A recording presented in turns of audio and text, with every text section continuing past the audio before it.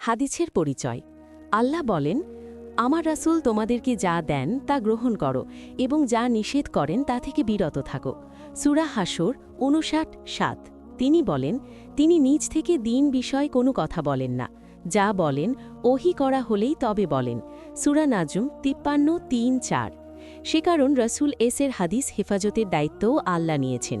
যেমন তিনি বলেন, অতঃপর কুরআনের ব্যাখ্যাদানের দায়িত্ব আমাদেরই। সূরা কিয়ামা ৭৫:১৯। তিনি বলেন, আমি তোমার প্রতি কুরআন নাজিল করেছি কেবল এজন্য যে তুমি তাদেরকে বিশদভাবে ব্যাখ্যা করে দেবে যেসব বিষয় তারা মতভেদ করে, এবং এটি নাজিল করেছি মুমিনদের জন্য হেদায়েত ও রহমতস্বরূপ। সূরা নাহাল ১৬:৬৪। অন্যত্র আল্লাহ বলেন, আর আমি তোমার উপর কুরআন নাজিল করেছি সকল বিষয় স্পষ্ট ব্যাখ্যা হিসাবে। সূরা নাহাল ১৬:৮৯। ইমাম আউজাঈ ৮৮:১৫৭ হিজরি বলেন, এর অর্থ বিস-সুন্না, সুন্না দ্বারা। ইবনে কাসির, অর্থাৎ সুন্নাহ সহ কুরআন সকল বিষয় স্পষ্ট ব্যাখ্যাস্বরূপ। যেমন কুরআনে সালাদ, সিয়াম, জাকাত ও হজ ফরজ করা হয়েছে, কিন্তু হাদিসে তার নিয়মকানুন ব্যাখ্যা করা হয়েছে।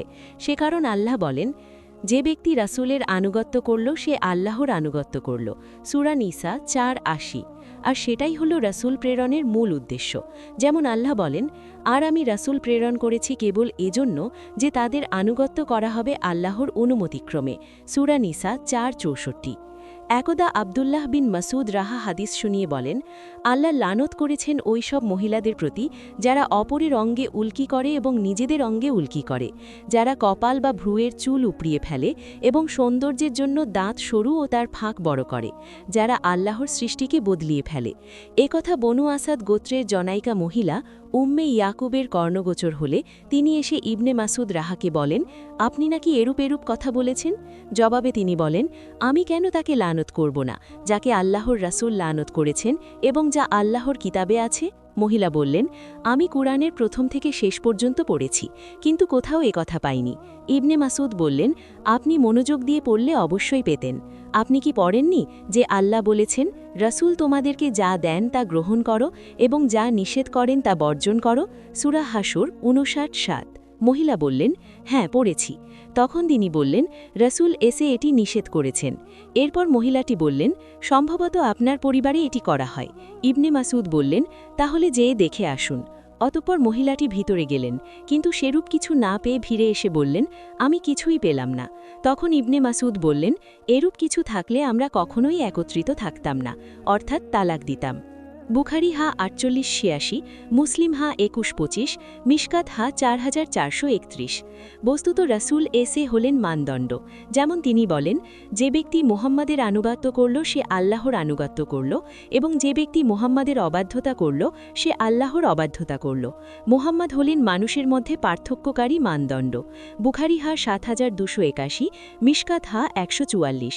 প্রখ্যাত তাবেঈ সুফিয়ান ইবনে উয়াইনা ১০৭-১৯৮ হিজরি বলেন, শ্রেষ্ঠতম মানদণ্ড হলেন রাসূলুল্লাহ সকল বিষয় তার উপরেই ন্যস্ত হবে।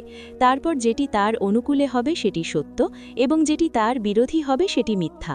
খাটিব বাগদাদি আল জামে লি আখলাকির রাবি হা ৮ মর্মার্থ। কুরআন সংক্ষিপ্ত এবং মৌলিক বিধান সম্মিলিত, তাই তা সবার মুখস্থ এবং তা অবিরত ধারায় বর্ণিত, মুতাওয়াতির। কিন্তু হাদিস হল শাখা প্রশাখা সহ বিস্তারিত ব্যাখ্যা সম্মিলিত, তাই কেবল শ্রোতার নিকটেই তা মুখস্থ। শ্রোতার সংখ্যা একাধিক হলে এবং সব যুগে বহুল প্রচারিত হলে তা হয় মুতাবাতির, যা সব হাদিসের ক্ষেত্রে সম্ভব নয়। কুচক্রীরা তাই সুযোগ নিয়েছিল জাল হাদিস বানানোর, কিন্তু আল্লাহ সে চক্রান্ত নস্যাৎ করে দিয়েছেন এবং তার রাসূলের হাদিসসমূহকে হেফাজত করেছেন। ইমাম মালিক, ইমাম বুখারী, ইমাম মুসলিম প্রমুখ ন্যায় অনন্য প্রতিভাধর ব্যক্তি সৃষ্টি করে আল্লাহ সহিহ হাদিসগুলিকে পৃথক করে নিয়েছেন।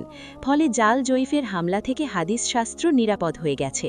পৃথিবীর কোনো নবী রাসূলের বাণী ও কর্মের হেফাজতের জন্য এমন নিখুঁত ব্যবস্থাপনা কেউ কখনো দেখেনি বা শোনেনি। রাসূল বিদ্বেষী জার্মান প্রাচ্যবাদ ডক্টর স্প্রেঙ্গার হাফিজ ইবনে হাজারের আল ইসাবা গ্রন্থ রিভিউ করে তার ভূমিকায় নিরুপায় হয়ে বলতে বাধ্য হয়েছেন যে পৃথিবীতে এমন কোনো জাতি অতীতে ছিল না এবং বর্তমানেও নেই যারা মুসলমানদের মতো রেজাল শাস্ত্রের অনুরূপ কোনো শাস্ত্র সৃষ্টি করেছে, যার ফলে আজ প্রায় ৫ লক্ষ জীবনচরিত সম্পর্কে জানা যায়। মর্মার্থ বলা বাহুল্য, এগুলি কেবল বর্ণনাকারী সাহাবীদের হিসাব নয়, বরং তাদের নিকট থেকে যারা শুনেছেন সেই সকল সূত্রসমূহের সামষ্টিক হিসাব হতে পারে। রাসূল এসির হাদিসকে হেফাজতের জন্য এত বিরাট সংখ্যক মানুষের এই অতুলনীয় প্রচেষ্টা নিঃসন্দেহে তার জীবন্ত মজিজা হওয়ার অন্যতম দলিল। খাতিব বাগদাদি আল জামে লি আখলাকির রাবি হা ৮ মর্মার্থ। সুলাইমান নাদভি। বস্তুত হাদিসের এই মর্যাদা ও গুরুত্ব অনুধাবন করলে স্পষ্ট হয় যে ইসলামী শরীয়তের পূর্ণাঙ্গ রূপ কেবল কুরআন দ্বারা সীমাবদ্ধ নয়, বরং কুরআন ও সুন্নাহ উভয়ের সমন্বয়ে তা পরিপূর্ণতা লাভ করেছে। এজন্যই রাসূলুল্লাহ সাল্লাল্লাহু আলাইহি ওয়াসাল্লাম তার উম্মতকে সুন্নাহকে আঁকড়ে ধরার নির্দেশ প্রদান করেছেন। তিনি বলেন, তোমাদের মধ্যে আমি এমন দুটি বস্তু রেখে যাচ্ছি, যতক্ষণ তোমরা তা দৃঢ়ভাবে ধারণ করবে ততক্ষণ কখনও পথভ্রষ্ট হবে না। একটি আল্লাহর কিতাব এবং অপরটি আমার সুন্নাহ। মুয়াত্তা মালিক হা ১৬৬১, হাকেম হা ৩১৮, সহিহ। অন্যত্র তিনি বলেন, যে ব্যক্তি আমার সুন্নাহ থেকে বিমুখ হবে সে আমার দলভুক্ত নয়। বুখারী হা ৫০৬৩, মুসলিম হা ১৪০১। এতে বোঝা যায় যে সুন্নাহ পরিত্যাগ করা বা হাদিসকে অবহেলা করা সরাসরি পথভ্রষ্টতার দিকে নিয়ে যায়। সে কারণে সাহাবায়ে কেরাম হাদিস সংরক্ষণ ও প্রচারে সর্বোচ্চ গুরুত্ব প্রদান করেছেন। তারা রাসূল সাল্লাল্লাহু আলাইহি ওয়াসাল্লামের প্রতিটি কথা, কাজ ও অনুমোদন গভীরভাবে পর্যবেক্ষণ করে তা পরবর্তী প্রজন্মের নিকট পৌঁছে দিয়েছেন। হাদিস সংরক্ষণের ক্ষেত্রে আল্লাহ তাআলা এক অনন্য ব্যবস্থা গ্রহণ করেছেন, যা মানব ইতিহাসে অতুলনীয়। যেমন রাসূলুল্লাহ সাল্লাল্লাহু আলাইহি ওয়াসাল্লাম বলেন, আমার উম্মতের একটি দল সর্বদা সত্যের ওপর প্রতিষ্ঠিত থাকবে। যারা তাদের বিরোধিতা করবে তারা তাদের কোনো ক্ষতি করতে পারবে না। মুসলিম হা ১৯২০। এই হাদিসের আলোকে মুহাদ্দিসগণ যুগে যুগে হাদিস সংরক্ষণ, যাচাই বাছাই এবং জাল বর্ণনা থেকে পৃথক করার কাজে আত্মনিয়োগ করেছেন।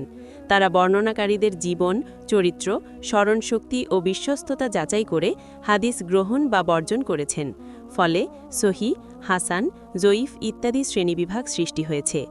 বিশেষভাবে ইমাম বুখারী রহিমাহুল্লাহ প্রায় ৬ লক্ষ হাদিস থেকে যাচাই করে সহিহ বুখারীতে মাত্র কয়েক হাজার হাদিস সংকলন করেন।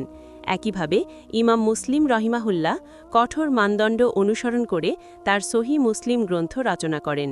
এই সব প্রচেষ্টার ফলে আজ আমরা নির্ভরযোগ্যভাবে রাসূল সাল্লাল্লাহু আলাইহি ওয়াসাল্লামের বাণী ও কর্ম সম্পর্কে জানতে পারছি।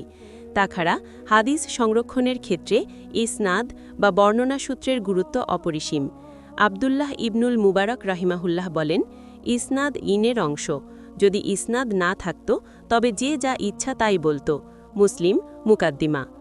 এতে প্রমাণিত হয় যে ইসলামে তথ্য যাচাই বাছাই ছাড়া কোনো কিছু গ্রহণযোগ্য নয়, বরং প্রতিটি বর্ণনার উৎস, বর্ণনাকারী ও তার গ্রহণযোগ্যতা যাচাই করা অপরিহার্য।